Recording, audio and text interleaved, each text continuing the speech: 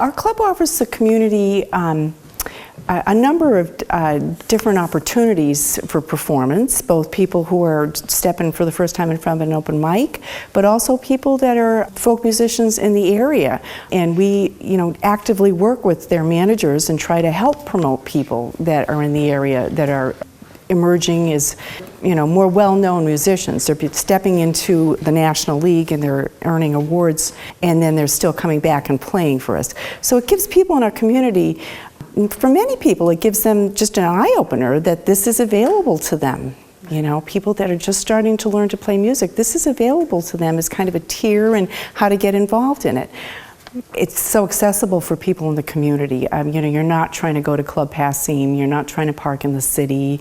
I just had Cliff Eberhardt talking to me at his show in October about how it's very challenging for people to go to the city and find parking. That's what everybody's talking about now, and he really appreciated what we had to offer here, and how we were able to work with the musicians and tweak their sound and help them put on a great performance. We also have monthly coffee houses as well as the monthly concerts. Our coffee houses, as far as the open mic piece and managing the evening, is run by Karen Hafner, who's been doing it for many years.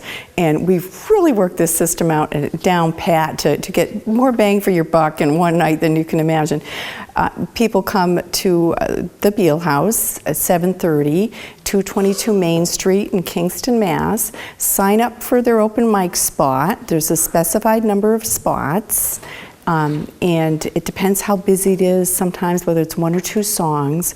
So we have an intro act, some open mic time, a break, the next feature act, and then some more open mic time, and then we save some slots for some of our volunteers who are into performing. So it's very easy. It's a very easy process. That's all there is to it. Just come, be there by 7:30, sign up for a spot. Hey Tim, just to let you know, man. Put them in on 13. When people come in and get in front of the microphone in a coffee house, one of us will always be there to help them plug in and unplug.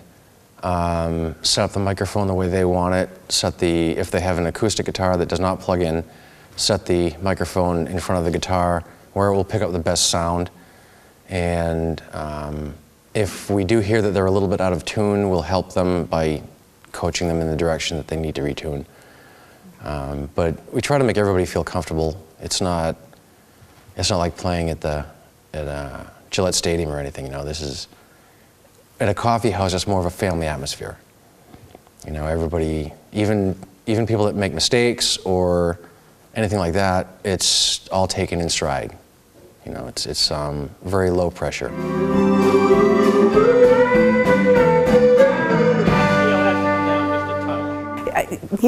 It's somewhat ephemeral because you come into this church hall, and it's a church hall, and there's many other organizations that use it. And I think that's one of the things that I really like about it, that it's kind of appears and disappears. And so we set up with a group of volunteers. We have a 12-person board of directors and a group of volunteers.